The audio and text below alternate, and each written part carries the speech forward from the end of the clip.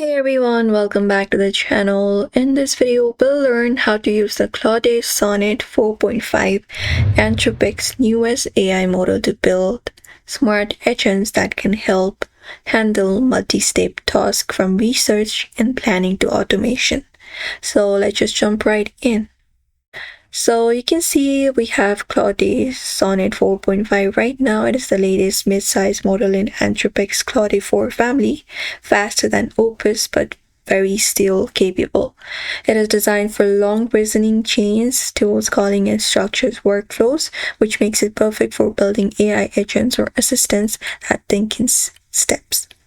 So you can use Sonnet 4.5 in different ways. We can use it for Claude AI, Claude.ai for direct chats, or you can get the API access for developers.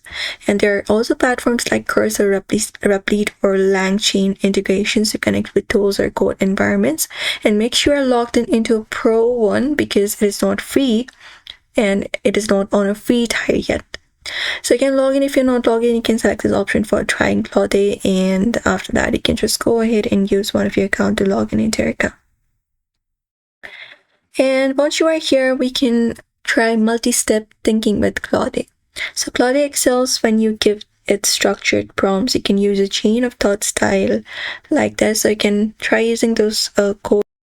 For example, this right here. So you can use a chain of thought style like this. You can just go ahead and type in these kind of structured prompts and hit enter. And when you do, Claude will execute those steps in order, treating each one as a part of process, just like an agent. So you can just go ahead and follow up this process to turning Claude into an agent. And that will give you a result that you're looking for. If you are a developer, you can make a Claude act like an autonomous agent using LangChain or agentic. So those are not free. You need to subscribe to those if you want to do so. And after that, you can just go ahead and use different kind of pseudocode available in Python or anything, etc. And here you can see the results available that may be helpful to you.